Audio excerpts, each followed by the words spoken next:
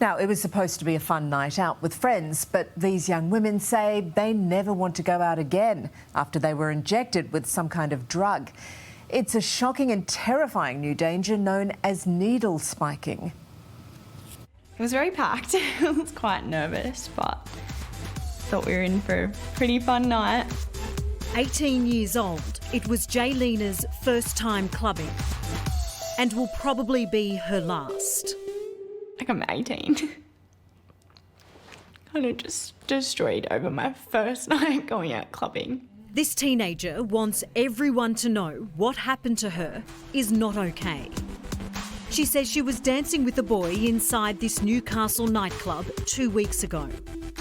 20 minutes later, she started to feel unwell. Wanted to throw up. I felt like my heart was going to stop.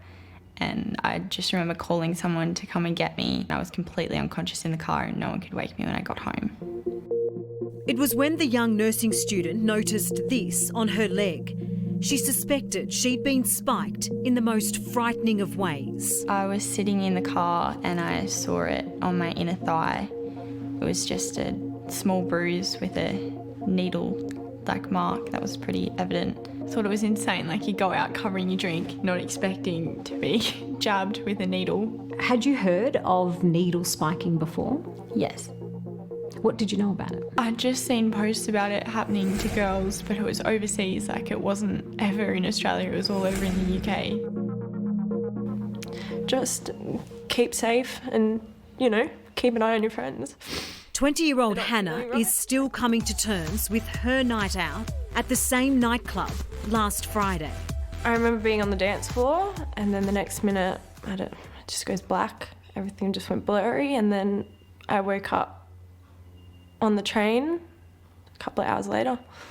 I do not remember a lot of the night and it was scary to wake up and not remember it. Hannah was out celebrating her friend Sienna's 18th birthday. The part of the night that Hannah can't remember, can you fill in the blanks? What happened? The last time Hannah and I were together, we were on the dance floor. We were all looking in the club. And then as soon as we found out she was gone, we left the club. So she was at the train station and we just ran straight there. When you found her, what sort of condition was she in? Very drowsy. Just in tears. Yeah, super upset. Heartbreaking. The girls were convinced their friend wasn't just drunk. We'd all spoken about it and we just sent her a message and said, hey, check your legs, especially after we'd heard about Jayleena as well. And it's just, she checked her legs and then we got sent the pictures. It was just a bruise with a tiny little dot in the middle of it and it still had a tiny bit of blood in it and I was like, that's not anything else, it's got to be a needle mark. What did you think? My stomach just churned. Yeah. Just thinking, you're kidding. Again, another one. It's awful.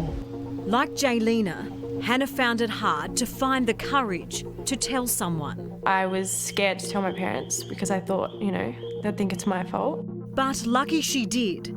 Hannah is now on antiviral medication to protect her from any blood-borne diseases. It's just a pill every day that I have to take for 4 weeks and then get blood tests all the way up to 6 months to prove that I don't have HIV. New South Wales Police have launched an investigation after receiving 6 reports of similar incidents in the Newcastle area. They're awaiting toxicology results and have commenced further inquiries.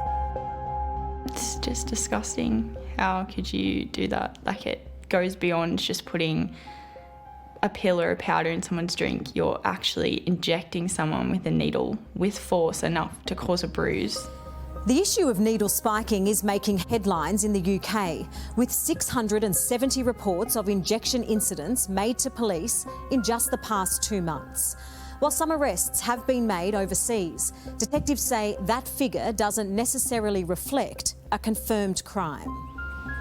Back home, these girls feel like their concerns have been met with doubt, even from the authorities. Just very dismissive, which is disappointing, It's 2021, that shouldn't be the reaction, especially for young women looking for help. I've had quite a few comments saying, I'm sure I would feel it if I had a needle jabbed into me. And, you know, saying all sorts of horrible things as well. It's really, really disappointing. And frustrating as well. Certainly possible, particularly in a crowded bar. Forensic toxicologist Dr. Michael Robertson. There's new designer benzodiazepines, which are like roofies or Rohypnol, that people can inject. There are a lot of potent drugs out there that would act in combination with alcohol to sedate someone, knock out their memory. He says spikers wouldn't be using a standard syringe. It might be something like an EpiPen that's been modified, relatively invisible in a crowded bar. Getting help quickly is key. Someone suspects something's happened to them. I would urge them to go and get a urine sample collected as soon as possible. 2 days is probably too long for these potent drugs because they are designed to get into someone, to knock them out and then get out of their system and be undetected. No girl should have to go through that, or guy. It's just wrong. What have you learnt about the world? It's terrifying.